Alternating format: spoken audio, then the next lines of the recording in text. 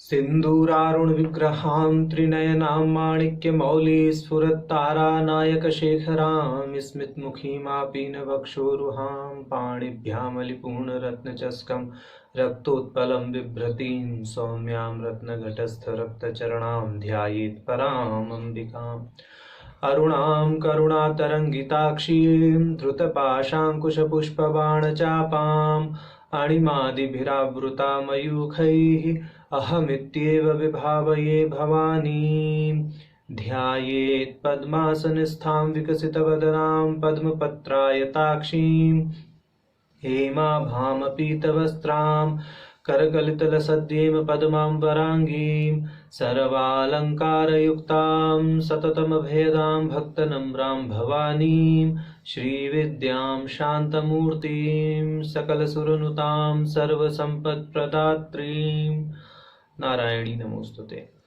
अब इस क्रम में ललिता सहस्रनाम के प्रथम अध्याय का 21वां श्लोक, जिसमें भगवान हयग्रीव ऋषि अगस्त्य जी से कहते हैं, विल्वपत्रैश्चक्र राजेयुरर्चे ललितांबिकां पद्मेर्वा तुलसी पुष्पैः एभिर्नाम सहस्रकैः, कि जो व्यक्ति भगवती ललिता अम्बा की उपासना या ललिता अम्बा का अर्चन चक्रराज में विल्व पत्र, कमल के पुष्प और तुलसी के साथ करता है, तुलसी पुष्प ही अर्थात तुलसी की मंजरी, प्रकारांतर से तुलसी पत्र सहित तुलसी की मंजरी भी ले सकते हैं, करता है, तो सद्य प्रसादम कृते तस्य सिंहासनेश्वरी, तो भगवती सिंहासनेश्वरी जो है वह उस उपासक पर सद्य ही कृपा करती हैं, ऐसा कह रहे हैं। अब इस वचन को कहने के बाद हयग्रीव भगवान अगस्त्य के लिए ललिता सहस्र नाम को करने की विधि भी बताते हैं कि वह कैसे करना चाहिए, किस स्थिति में, शक्ति हो तो कितना करे, मतलब सक्षम साधक है तो वह किस प्रकार करे, और जो अक्षम साधक है वह किस प्रकार करे, दोनों के लिए वह विधि का यहाँ विधान भी करते हैं। वो कहते हैं, चक्राधिराजम अभर्चय जपत्वा पंचदशाक्षरी जपान्ते कीर्तये नित्यम इदम नाम सहस्रकम, कि सबसे पहले तो चक्रराज की अभ्यर्चना करनी चाहिए, यानी चक्रराज की अर्चना आराधना करनी चाहिए। उसके उपरांत जपत्वा पंचदशाक्षरी, पंचदशी मंत्र का जाप करना चाहिए। जपान्ते कीर्तयेत नित्यम इदम नाम सहस्रकम, और जप की समाप्ति के बाद इस सहस्र नाम का पाठ करना चाहिए, इस सहस्र नाम का कीर्तन करना चाहिए। और अब ये तो बताया कि जो साधक या उपासक सक्षम है वह इस तरह से करें, यानी पहले चक्रराज की सेवा करें, सेवा मतलब उसकी अर्चना करें, उसके बाद में अपना जो गुरु मंत्र है पंचदशी या जो भी क्रम से प्राप्त है उसका पाठ, उसका जाप करें, तदंतर सहस्र नाम का पाठ करना चाहिए, कीर्तन करना चाहिए। अब कहते हैं जो अशक्त हैं उनको क्या करना चाहिए, जप पूजादि अशक्तश्चेत पठेन नाम सहस्रकम, जो जप और पूजा आदि करने में अशक्त हैं, यानी श्री चक्र का अर्चन करने में और जप आदि करने में जो अशक्त हैं वह केवल सहस्र नाम का पाठ करें, ऐसा कहा। तो यह भी समझ लें कि जो लोग पंचदशाक्षरी में दीक्षित नहीं हैं या संप्रदायगत विधि से वह श्री चक्र का अर्चन नहीं करते हैं, तो वह लोग भी इस पाठ का, इस सहस्र नाम का पाठ कर सकते हैं। तो ऐसा यहाँ पर हयग्रीव जी ने कहा। अब इन के विषय में भास्कर राय जी क्या कहते हैं, उनका मत भी देख लेते हैं। तो 21वें श्लोक के विषय में भास्कर राय जी का विशेष मत ये है कि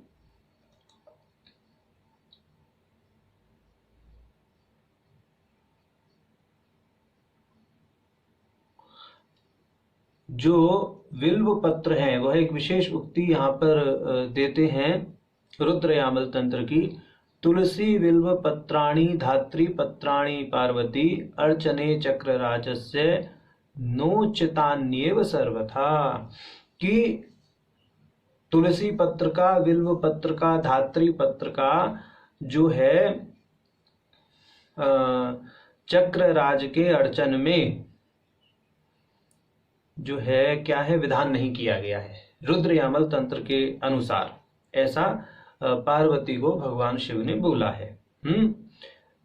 फिर भी यहाँ पर जो भगवान हयग्रीव ने बिल्व पत्रों का विधान किया है उसके आधार पर ही जो है रुद्र यामल तंत्र के वचन का बाध करते हुए चक्र राज में बिल्व पत्रों, तुलसी पत्रों को क्या किया गया है, स्वीकार किया गया है। तो ऐसा यहाँ पर भाव आता है। ठीक, इस विषय पर अपने अपने संप्रदायगत जो आचार हैं उन पर भी विचार करना चाहिए। यद्यपि सभी संप्रदायों में श्री यंत्र का जो पूजन है वो बिल्व पत्र, तुलसी पत्र, कमल दलों के साथ में होता ही है, इसमें किसी प्रकार का कोई विरोध कहीं नहीं है। परंतु भाष्यकार का अपना एक कर्तव्य है कि वह विधि निषेध को दर्शा देते हैं कि कहीं यदि निषेध भी करा गया है किसी विधि, किसी क्रिया या किसी कर्म का, तो वह उसको भी प्रदर्शित कर देते हैं और फिर उस निषेध का भी प्रतिषेध कैसे हो जाता है उसको भी वह बता ही देते हैं। तो इस प्रकार वह कह रहे हैं कि रुद्र यामल में जो निषेध किया गया है वह यहाँ भगवान हयग्रीव के वचन से क्या है, व्यवतिष्ठित है, यानी उस वह जो है यहाँ अवरुद्ध हो गया, उस निषेध पर आवरण पड़ गया। अब जो साधक हैं वह बिल्व पत्र आदि का विधान अपनी सपर्या में, वरिवस्या में कर सकते हैं। ऐसा हुआ। अब 22वें श्लोक में सद्य प्रसादम कुरुते तत्र सिंहासनेश्वरी चक्र राजाधिराजम अभ्यर्च्य जपत्वा पंच दशाक्षरी। इसके भाष्य में उन्होंने जो मुख्य बात कही है वह यह कही है कि जो जप आदि पंचदशाक्षरी का किया जाना है, चूंकि यह अब सक्षम जो साधक हैं उनके लिए बात कही जा रही है, तो उनके लिए जो जपत्वा पद है उससे क्या है, न्यास आदि को भी समझ लेना चाहिए, यानी बिना न्यास आदि के जप आदि नहीं करना चाहिए। ऐसा उन्होंने यहाँ पर एक विशेष उल्लेख कर दिया है। और यह भी कहा है कि यावत् जीव वाक्येन प्राप्तम जीवना अवच्छिन्न काल सामान्यम विशेषणोपसंहरति चक्र राजाधिराज अमिति। ये कह रहे हैं कि ये जो जप और अभ्यर्चन की बात है यह साधक को आजीवन करना चाहिए, अवच्छिन्न रूप से करना चाहिए। ये अब कहते हैं अगला श्लोक 23वां, जपान्ते कीर्तयेत् नित्यम इदं नाम सहस्रकम। कि ये जो सहस्र नामों का पाठ है इसको नित्य कर्वांगेषु यथा शक्ति उपबंधनस्य सिद्धांत सिद्धत्वादशकत्या जपादिकरणे तदुत्तर का, कि इसको अपने नित्य कर्मों की भांति करना चाहिए। यानी यह जो जप के बाद में नाम सहस्र का जो पाठ है वह अपना नित्य कर्म समझ करके करना चाहिए। इस बात को वह अभी आगे और जोड़ दे करके भी कहेंगे आगे के श्लोक में। अब इसकी ये तो सार्ध श्लोक हुआ। अब कहते हैं जब पूजादि शक्त्योपि पठे नाम सहस्रकम, कि जो व्यक्ति जब आदि करने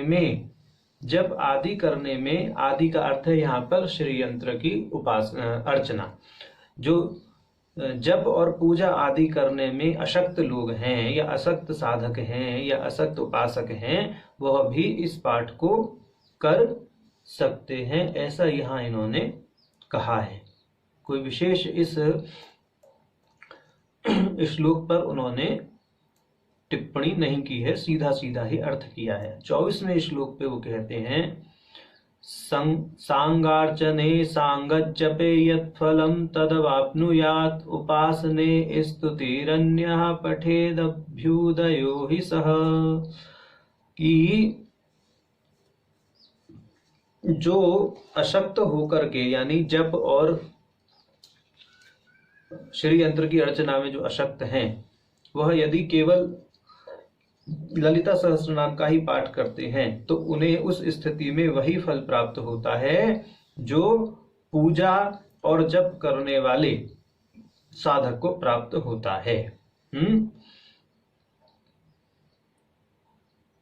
उपासने स्तुतिर अन्य पठेद अभ्युदयो हिसा, और उनकी पूजा में वह अन्य स्तोत्रों का पाठ भी कर सकता है क्योंकि वे भी कल्याणकारी है, ऐसा इन्होंने कहा है भगवान हयग्रीव ने अगस्त्य जी से। यहाँ पर भास्कर राय जी ने जो विशेष बात कही है उस पर थोड़ा विवेचन करते हैं।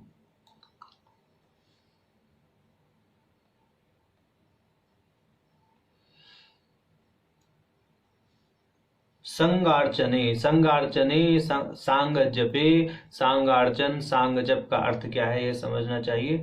सांग का अर्थ होता है अंगों सहित, तो सांगार्चने का अर्थ है यहाँ कि जो आवरण देवता आदि हैं उन सभी आवरण देवताओं के सहित प्रधान देवता का पूजन करना सांगार्चन कहलाता है। यानी जो उपांग प्रत्यांग भूता जो देवता हैं यंत्र में, उन देवताओं का पूजन और जो मुख्य देवता है उनका पूजन करना, ये क्या कहलाता है? सांगार्चन कहलाता है। जैसे आवरण पूजन करते हैं, पात्रा साधन के बाद जो आवरण पूजन करते हैं, उस आवरण पूजन को प्रकारांतर से सांगार्चन कहते हैं। और ये जो सांगार्चन है इसके अंतर्गत अपने अपने संप्रदाय के अनुसार समझना चाहिए, और जिनसे आपको दीक्षा प्राप्त है या जो भी साधक अपनी दीक्षा जिन गुरु से प्राप्त करते हैं उनसे अपने संप्रदाय से संबंधित कुल्लू का सेतु, ठीक है, महासेतु जप, पंचदशी के जप न्यास आदि भी पूछ लेने चाहिए। तो ये जो सांग जप है, सांग जप के अंतर्गत इन सभी चीजों का अंतर्भाव होता है। यानी सांगार्चन के अंतर्गत तो उन सभी देवताओं का पूजन आ गया जो आवरणों, भिन्न भिन्न आवरणों में अधिष्ठित हैं।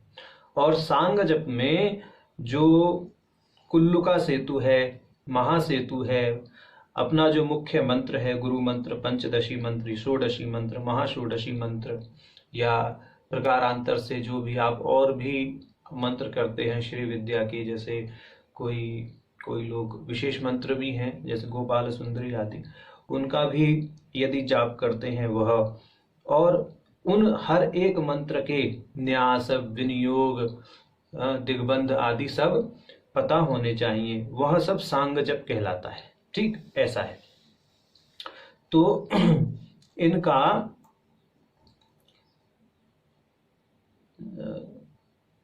सन्निवेश करते हुए, यानी सांग अर्चन के अंतर्गत अन्य देवताओं का अर्चन, सांग जप में न्यास आदि और कुल्लू का सेतु, महासेतु आदि का विनियोग करते हुए अपना क्या करना चाहिए, अर्चन और जाप करना चाहिए। उपासने स्तुतिर अन्या पठेद अभ्युदयो हि स। अब अन्य स्तुति का अर्थ है जैसे त्रिलोक्य मोहन कवच आदि, यहाँ पर भास्कर राय जी ने उसका विशेष रूप से नाम उल्लेख किया है। अन्य स्तुतियों में जैसे सहस्र नाम का पाठ तो है ही है, उसके अतिरिक्त अन्य स्तुति है त्रिलोक्य मोहन कवच आदि। इन्होंने सिर्फ त्रिलोक्य मोहन कवच के बाद आदि पद का प्रयोग किया है। उस आदि से जो भी आपके गुरुदेव पढ़ने के लिए आपको आदेश करते हैं वह समझना चाहिए। ऐसा 25वें श्लोक में कहते हैं, इदम नाम सहस्रम तु कीर्तने नित्य कर्मवत् चक्र राजार्चनम देव्या जपो नाम च कीर्तनम। कि यह जो सहस्र नाम है इसका नित्य कर्म की भांति क्या करना चाहिए, अनुष्ठान करना चाहिए। इसे अपना नित्य कर्म समझ करके प्रतिदिन करना चाहिए। और चक्र राजार्चनम देव्या जपो नाम च कीर्तनम, ये क्रम बता दिया उन्होंने। इस तरह से करना चाहिए कि सबसे पहले तो श्री चक्र राज का अर्चन करना चाहिए, ठीक। जप देव्या जपो नाम च कीर्तनम, फिर जप करना चाहिए और उसके बाद सहस्र नाम का कीर्तन करना चाहिए। ऐसा ऐसा इन्होंने क्या किया, इसका क्रम बताते हुए व्याख्यान किया। इसमें भी सीधा सीधा ही अर्थ भास्कर राय जी इस श्लोक का करते हैं, कोई विशेष उक्ति यहाँ उन्होंने नहीं कही है। अब 26वें श्लोक में वह बोलते हैं, भक्तस्य कृत्यमेतावदन्यदभ्युदयं विदुः भक्तस्यावश्यकमिदं नाम सहस्र कीर्तनम। जो उपासना करने वाले उपासक हैं उनको यह जो कार्य है, यानी यह जो बताया गया है श्री चक्र राज का अर्चन, भगवती की विद्या का जप और नाम सहस्र का पाठ, यानी सहस्र नाम का पाठ, ये क्या करना चाहिए, साधक को प्रतिदिन करना चाहिए। यानी भक्त के लिए यह एक क्या है, नित्य नियम है। और शेष कार्य जो है वह तो संपत्ति की समृद्धि और वैभव आदि के लिए हैं। ये जो नाम सहस्रम पर इन्होंने जो है एक जोर देते हुए अगली पंक्ति कही है, भक्तस्यावश्यकमिदं नाम सहस्र कीर्तनम। यानी चक्रार्चन हुआ, देवी का जप हुआ, यह तो क्या है, अभ्युदय के लिए है। अभ्युदय यानी जो लोग समृद्धि वैभव आदि चाहते हैं उनके लिए इनका विशेष विधान है, ठीक। परंतु भगवती की जो प्रीति है, भगवती की जो प्रसन्नता है वह तो नाम सहस्र से ही हो जाती है, मात्र सहस्र नाम से ही हो जाती है। तो यहाँ पर विशेष रूप से भास्कर राय जी का वचन देख लेते हैं। वो कहते हैं, भक्तस्य उपासकस्य अभ्युदयकरम मत्वर्थी योचः श्रेयस्करम इत्यर्थः।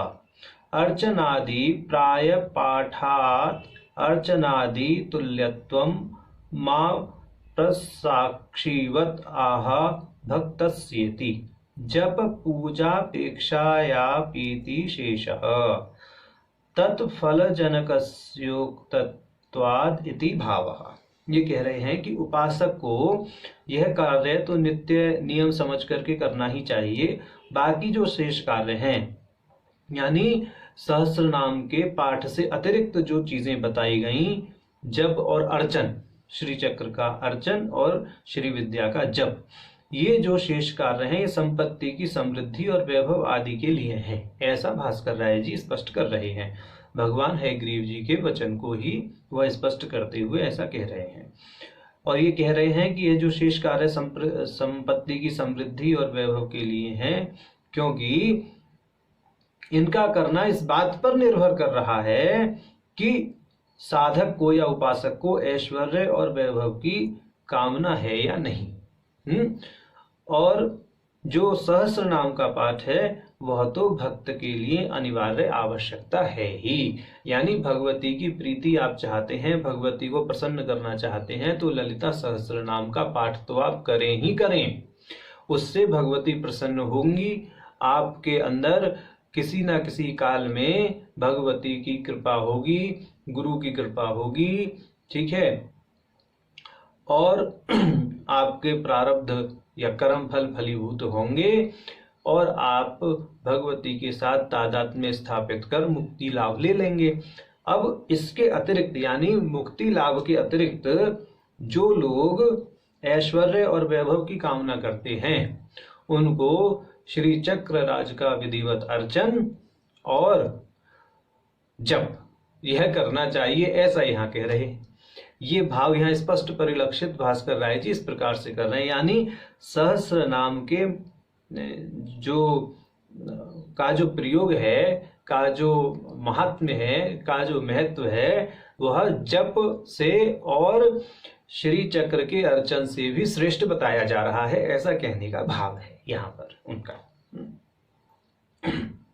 अब 27वें श्लोक में कहते हैं, तत्र हेतुम प्रवक्ष्यामि शृणुम त्वं कुंभ संभव पुरा ललिता देवी भक्तानाम हित काम्यया। ये कहते हैं, और वाग्देवीर्वशनी मुख्यः समाहूयेदं ब्रवीत। तो ये कह रहे हैं कि भाई अब मैं तुम्हें इसका कारण बताता हूं मतलब कि क्यों यह जो सहस्र नाम है, यह सहस्र नाम ही पर्याप्त है भगवती की प्रसन्नता के लिए। इसका मैं कारण आपको बताता हूं, तो वह कारण आप सुने। हे कुंभ संभव, आप उस कारण को सुनो। कहते हैं कि पुरा ललिता देवी भक्तानाम हित काम्यया, कि भक्तों के हित की कामना से एक बार भगवती ललिता देवी ने वाग्देवी वशनी मुख्या समाहु ये तदब्रवीत। वाग्देवी वशनी आदि मुख्य देवी, वशनी आदि और वाग्देवी आदि मुख्य देवियों को बुला करके ऐसा कहा। क्या कहा अब देव्युवाच में उसके विषय में प्रकाश डालेंगे। तो फिलहाल ये जो 3 पंक्तियां हैं श्लोकों की, यहाँ पर इस पर चर्चा कर लेते हैं। तो यहाँ पर ये अब कारण बता रहे हैं। यहाँ कारण शब्द से 2 चीज समझनी चाहिए। ये जो कह रहे हैं कि तत्र हेतुम प्रवक्ष्यामि, कि अब मैं हेतु बता रहा हूं, तो यहाँ हेतु से 2 अर्थ समझ में आते हैं। पहला तो ये कि मैं ललिता सहस्र नाम के प्राकट्य का कारण बताता हूं या हेतु बताता हूं, और दूसरा मैं इस चीज का हेतु बताता हूं कि केवल सहस्र नाम का पाठ करना ही क्यों चाहिए। तो इन दोनों का ही हेतु अब आगे वह बता रहे हैं। यानी ललिता सहस्र नाम के प्राकट्य की कथा भी इसमें छिपी हुई है, और ललिता सहस्र नाम ही क्यों करना आवश्यक है, मात्र ललिता सहस्र नाम के पाठ से ही भगवती क्यों प्रसन्न हो जाती हैं, उसका हेतु भी अब वह यहाँ बताने जा रहे हैं। अब तक ललिता सहस्रनाम में यह बताया गया कि ऋषि अगस्त्य ने हयग्रीव भगवान से निवेदन किया कि आपने मुझे भगवती ललिता के विषय में बहुत सारी चीजें बताई, मंत्र आदि बताए, उनके शिरपुर आदि का भी विस्तार बताया, और बहुत सारे जो भी उसके रहस्य हैं आपने बताए, परंतु आपने ललिता सहस्रनाम मुझे नहीं बताया। इस पर भगवान हयग्रीव कहते हैं कि आपने अभी तक नहीं पूछा इसलिए नहीं बताया, अब आपने पूछा है तो उसके विषय में बताते हैं। ये बहुत ही महत्वपूर्ण सहस्रनाम है। जो साधक सहस्रनाम का पाठ करता है उससे भगवती शीघ्र ही प्रसन्न हो जाती हैं। इस पूरी अवतरणिका को बताते हुए हे ग्रीव जी, अब यह कहते हैं कि अपने भक्तों के हित की कामना रखने वाली भगवती ने भक्तों की हित की कामना से वाग्देवी वशनी आदि देवियों को बुलाकर के यह कहा कि वाग्देवता वशिन्याद्या शृणुध्वं वचनं मम भवत्यो मत्प्रसादेन प्रोल्लसद्वाग्विभूतयः मद्भक्तानां वाग्विभूतिप्रदाने विनियोजिताः मच्चक्रस्य रहस्यज्ञा मम नाम परायणाः मम स्तोत्र विधानाय तस्मादाज्ञापयामि वः क्रुध्वम् अंकितं स्तोत्रं मम नाम सहस्रकं येन भक्तैः स्तुताया मे सद्य प्रीति परा भवेत्। तो यह भगवती ने वाग्देवी आदि को बुला करके कहा कि देवी ने कहा कि वशनी आदि देवताओं, मेरे वचनों को सुनो कि मैं तुम्हें श्रेष्ठ वाग शक्ति प्रदान कर चुकी हूं और तुम्हें इस कार्य के लिए मैंने नियुक्त किया है कि तुम मेरे भक्तों को भी वाक शक्ति प्रदान करो। तो हे देवियों, तुम मेरे चक्र के रहस्य को और मेरे नामों को जानती हो, जो रहस्य नाम है उनको जानती हो। तो अब मैं तुम्हें यह आज्ञा देती हूं कि तुम मेरे नामों के स्तोत्र की रचना करो और मेरे 1000 नामों से ऐसे स्तोत्र की रचना करो जिसके द्वारा स्तुति या पाठ करने पर मैं तत्क्षण अत्यधिक आनंदित हो जाऊं। तो यह 3.5 श्लोक इस ललिता सहस्रनाम के प्रथम अध्याय में भगवती के मुख से कहे गए हैं। इन श्लोकों पर भास्कर राय जी ने जो भाष्य किया है उसके मुख्य मुख्य बिंदु देख लेते हैं। 28वें श्लोक में जो वाग्देवता वशन्याद्या, यह जो पद है, इसमें वशनी आदि जो देवी हैं, यह चूंकि भगवती की परिकरों में अग्रगण्य है, यानी मुख्य रूप से जो है इन देवियों की गणना परिकरों में की गई है, इसलिए यहाँ पर वाग्देवता वशिन्याद्या, यानी जो जिनमें वशनी आदि मुख्य हैं ऐसे वाग्देवता, यानी और इसमें आदि पद से कामेश्वरी से कौलनी तक जो शक्ति सप्तक है उसको भी समझना चाहिए। यह इन्होंने यहाँ पर इंकित किया है कि मुखे आदौ गणनीया मुख्या वशिन्येव मुख्या यासाम ता वशिन्याद्या आदिना कामेश्वर्यादि कौलिन्यन्तः सप्तक परिग्रह, ऐसा इन्होंने यहाँ कहा है। अब यहाँ पर यह भी समझना चाहिए कि यह जो वशनी आदि देवी हैं ये भगवती की विशेष कृपा पात्र हैं, यानी इन्हें भगवती की विशेष कृपा प्राप्त है।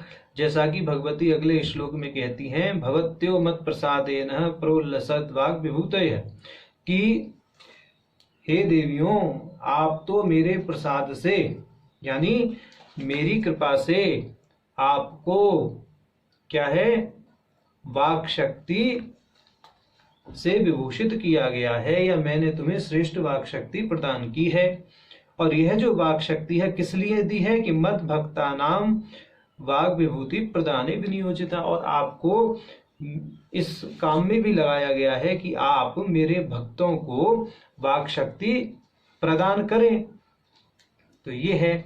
अब इसमें इस श्लोक के भाष्य में भास्कर राय जी ने कुछ अन्य शक्तियों का उल्लेख करते हुए ये कहा है कि नकुली आदि जो शक्तियां हैं, वह भी ललिता भगवती के भक्तों पर कृपा करती हैं। उनकी कृपा का स्वरूप क्या है कि जो ललिता देवी के भक्तों से वाद विवाद करता है वह उनका स्तंभन कर देती है, यानी वाद विवाद करने वालों की वाणी का स्तंभन कर देती हैं।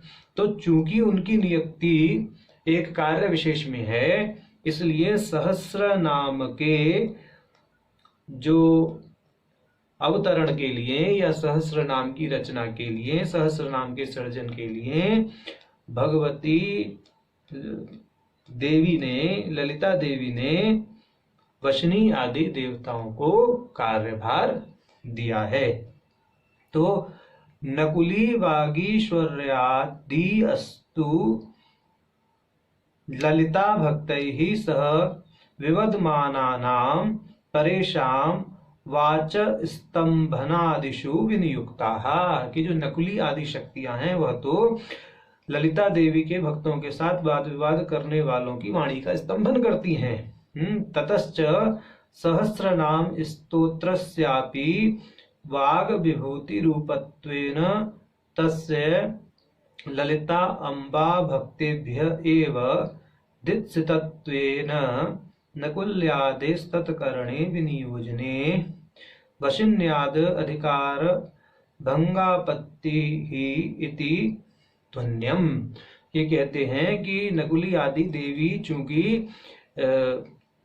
अन्य काम में विनियुक्त हैं, इसलिए जो सहस्रनाम रूपी वाग विभूति है, सहस्र नाम को भी वाग विभूति कहा गया है, वाग विभूति है, उसके कार्य में वशनी आदि देवताओं को विनियुक्त किया गया है।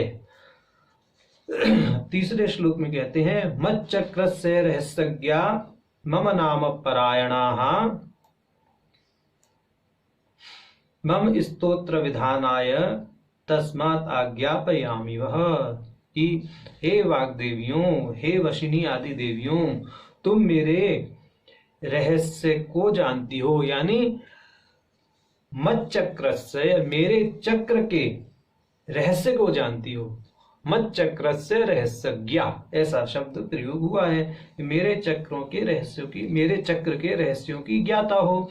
और मम नाम परायणा, मेरे नाम के महत्व को समझती हो, मेरे नाम का जो महत्व है, जो महिमा है, उसको आप मर्म पूर्वक जानती हैं। तो मम स्तोत्र विधान आय, तो अतः मेरे स्तोत्र की रचना के लिए तस्मात् आज्ञापयामि वह, मैं तुम्हें आज्ञा देती हूं, ऐसा भगवती कह रही है। तो चक्र से रहस्य, चक्र का रहस्य क्या है, यहां पर इनका देख लेते हैं अर्थ। भास्कर राय जी ने जो कहा है, चक्रस्य बिंदु आदि भूपुरांतस्य रहस्यम वासनामयम शरीरम जानन्तीति, तथा कि जो चक्र है, यह चक्र बिंदु से प्रारंभ होकर भूपुर तक माना जाता है, यानी सृष्टि क्रम में बिंदु से प्रारंभ करके भूपुर तक मानते हैं और लय क्रम में भूपुर से प्रारंभ करके बिंदु तक मानते हैं, ऐसा है। तो यहां पर जो इन्होंने वर्णन किया है वो बिंदु से प्रारंभ करके भूपुर तक किया है। तो जो चक्र का विस्तार है बिंदु से भूपुर पर्यंत, यह देवी का वासना शरीर है, यही रहस्य कहा गया है। यानी रहस्य का अर्थ इन्होंने क्या कह दिया कि चक्र से बिंदु आदि भूपुरांतस्य रहस्यम वासनामयम शरीरम जानन्ति इति, तथा कि जो इस रहस्य को जानता है कि जो भगवती का यंत्र है, यानी जो श्री यंत्र है, वो बिंदु से लेकर के भूपुर तक भगवती का वासना शरीर है। वासना शरीर पर विशेष रूप से प्रकाश डाला जाएगा। आगे भगवती के 3 स्वरूप बताए जाएंगे, स्थूल सूक्ष्म पर, और फिर बाद में तुरीय स्वरूप की भी बात होगी, आगे नामों में आएगा। जब नामों का उल्लेख करेंगे तो वहां इस पर विस्तार पूर्वक चर्चा होगी। तो अभी ऐसा इन्होंने कहा कि रहस्य का अर्थ है कि चक्र राज जो है बिंदु से भूपुर पर्यंत भगवती का वासना शरीर जानना चाहिए।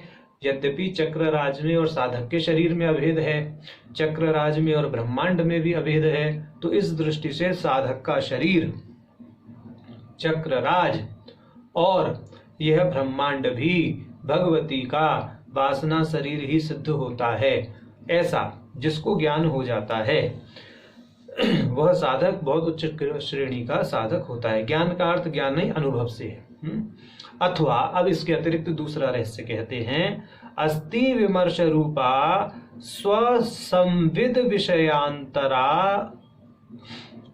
विषयांतरान अवभासिनी, कि यह जो भगवती है, इस पहले चक्र का अर्थ समझिए कि जो श्री चक्र है वह जो भगवती हैं वह तुरीय अवस्था यानी चेतना स्वरूप हैं, संविद स्वरूप हैं, विमर्श रूपा हैं, संविद स्वरूप हैं, और वह अपनी विभिन्न शक्तियों की असीम समष्टि के साथ श्री चक्र में उल्लसित हैं।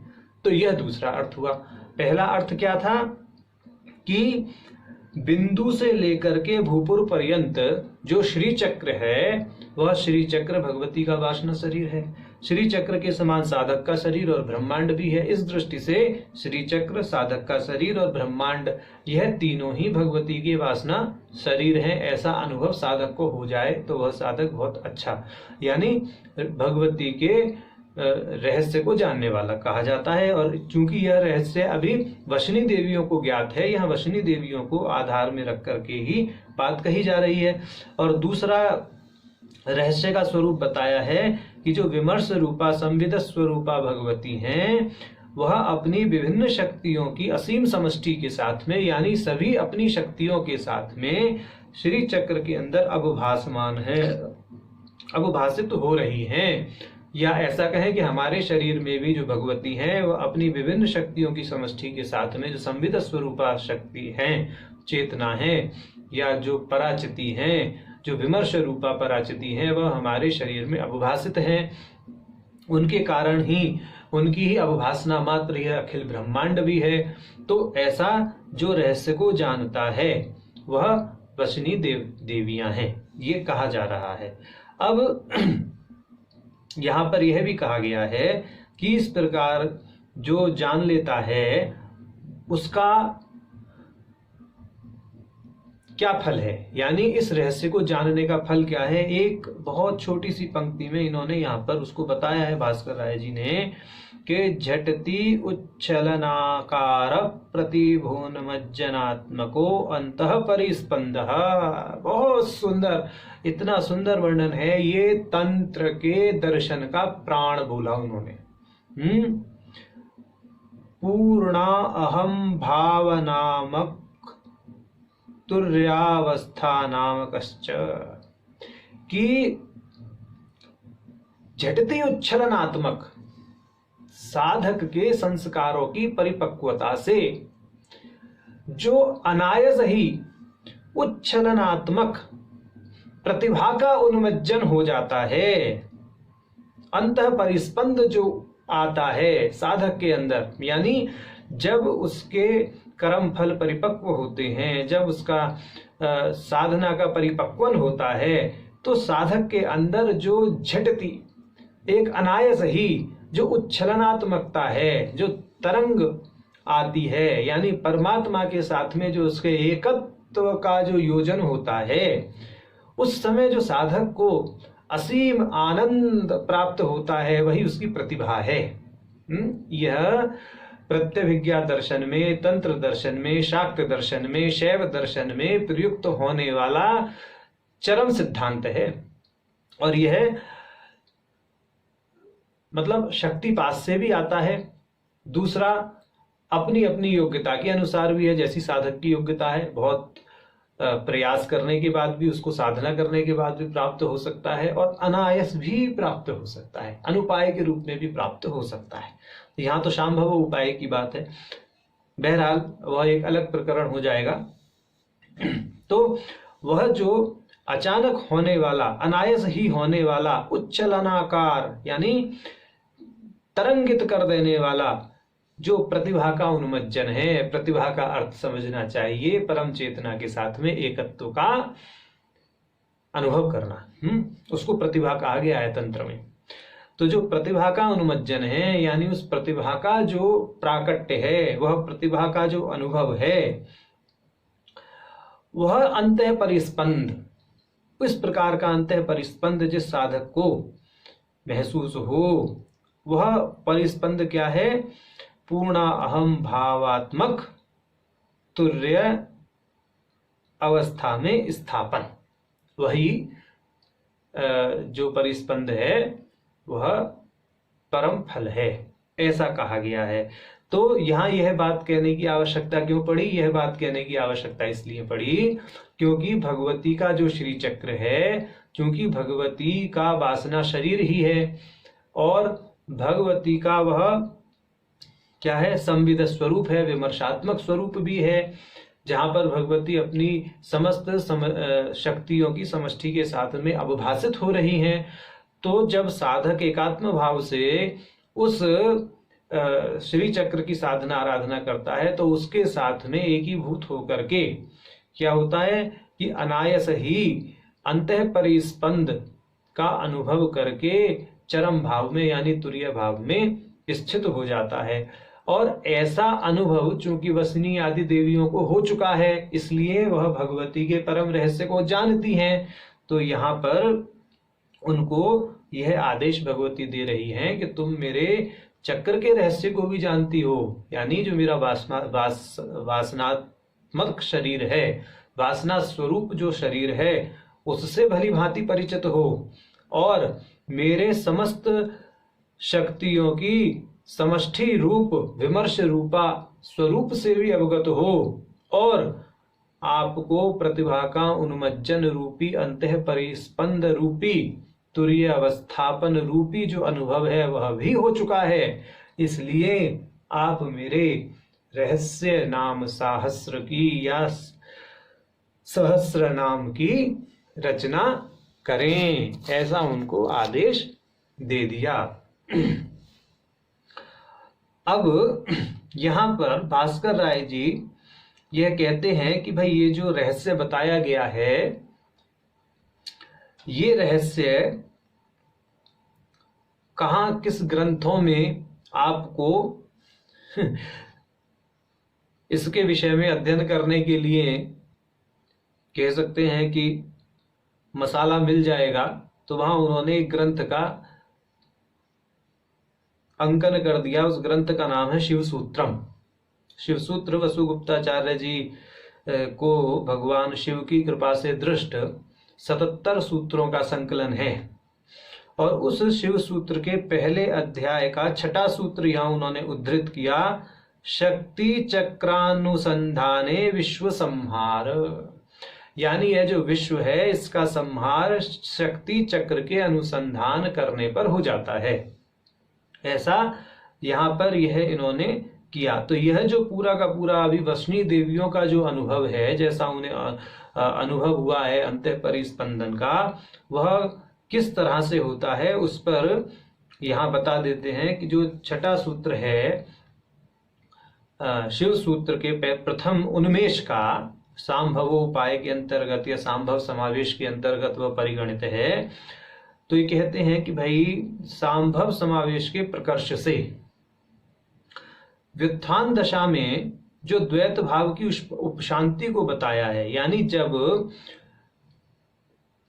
साधक साधना करके अभ्यास करके अद्वैत भाव में स्थित हो जाता है, तब जो शक्ति चक्र है, शक्ति चक्र का अर्थ क्या कहा गया है यहाँ, जो भगवती की चेतना से प्रादुर्भूत ये समस्त जगत है, यही क्या है, शक्ति चक्र कहलाता है। कहाँ पर? तंत्र में, तंत्र दर्शन में शक्ति चक्र का अर्थ यह समस्त विश्व ही किया गया है, ऐसा समझना चाहिए कि जब इस शक्ति चक्र का यानी रहस्यामनाय सम्मत संधान यथोचित क्रम विमर्शन कर लेता है, तो जो सांभव योगी है उसके लिए जो विश्व रूपी द्वैत है, देह आत्म तथा बाह्य रूप से अवस्थित होते हुए भी परा चेतना के प्रकाश के साथ एकत्व को प्राप्त कर लेता है। यानी पूरे विश्व का संहार हो जाता है जब वह शक्ति चक्र का विधिवत क्या कर लेता है, क्रम विमर्शन कर लेता है। तो ऐसा योगी भी शिवकल्प हो जाता है, ऐसा यहाँ कहने का भाव है।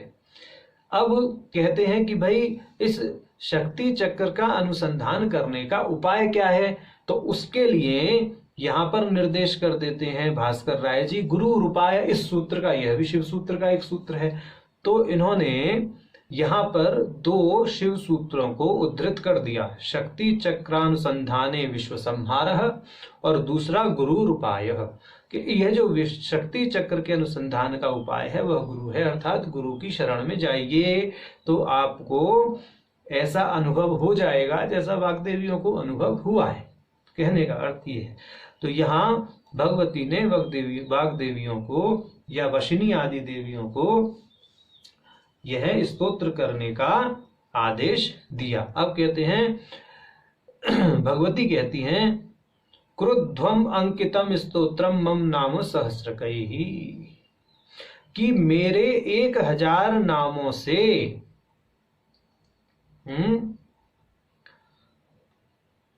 आप ऐसे स्तोत्र की रचना करें, येन भक्तै स्तुताया में सद्य प्रीति परा भवेत्, कि जिसकी स्तुति से मैं सद्य ही आनंदित हो जाऊं, यानी जिसको सुनते ही मैं तत्काल आनंदित हो जाऊं, विदाउट एनी टाइम लैग, कि जैसे ही साधक पाठ करे और मैं उधर आनंदित हो जाऊं, कोई काल का उसमें अंतर ना हो, यानी कोई कालांतर ना हो भक्ति पूर्वक पाठ करने में और भगवती के आनंदित होने में, ऐसा भगवती ने कहा।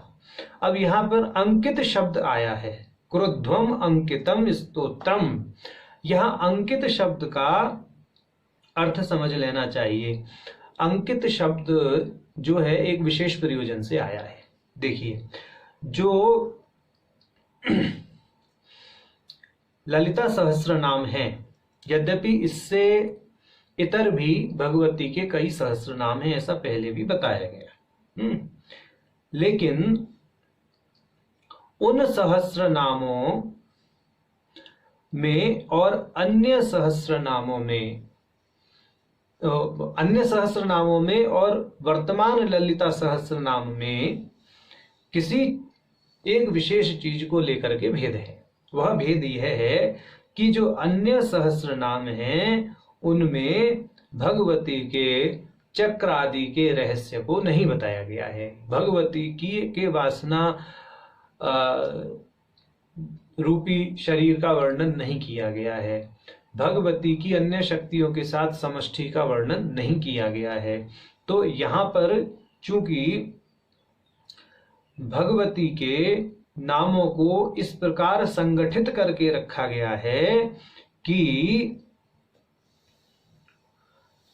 हर एक नाम का एक अर्थ विशेष विशेष दृष्टिकोण से देखा जाए, इस तरीके से यहाँ पर नामों का नियोजन किया गया है। और ऐसे भी नियोजित किया गया है कि वह नाम क्रमशः भगवती के चक्र और मंत्र को भी प्रकाशित करते हैं। यदि रहस्यानुनाय के अंतर्गत नामों का परंपरानुसार अध्ययन किया जाए तो भगवती के यंत्र और मंत्र के साथ में उन नामों की क्रमिक सन्निधि भी दिखाई देती है, ऐसा कहने का अर्थ है। बाकी अन्य स्तोत्रों में या अन्य जो स्तुति आदि हैं उनमें ऐसा लक्षण घटित नहीं होता। अब अंकित शब्द के विषय में हम बता रहे थे कि जो अंकित शब्द है वह अंकित शब्द इस प्रकार समझना चाहिए कि भगवती के सभी नामों में ललिता नाम सर्वश्रेष्ठ है। जिस समय भगवती के सहस्र नामों की समाप्ति होती है, यानी द्वितीय अध्याय में जब भगवती के सहस्र नामों की समाप्ति होती है, पूर्ण होते हैं, तो उसमें जो अंतिम नाम है वह ललितांबिका ही है। और जब फलश्रुति अध्याय की पूर्णता होती है तो भी वहां पर ललितांबा नामक जो नाम है उसका उल्लेख किया गया है। तो जो भगवती का चरम नाम है वह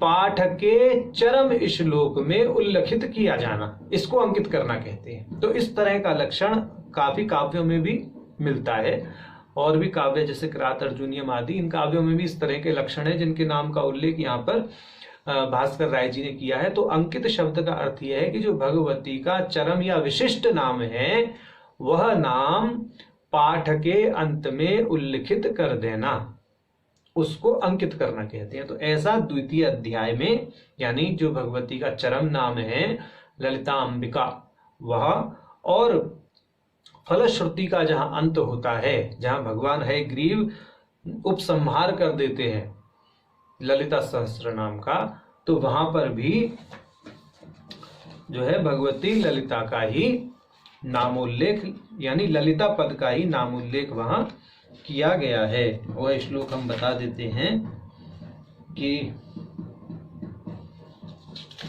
अंत में आता है सूतवाच में, इत्युक्ता श्री हयग्रीवो ध्यात्वा श्री ललितांबिकाम आनंद मग्न हृदय सद्य पुलकितो भवत।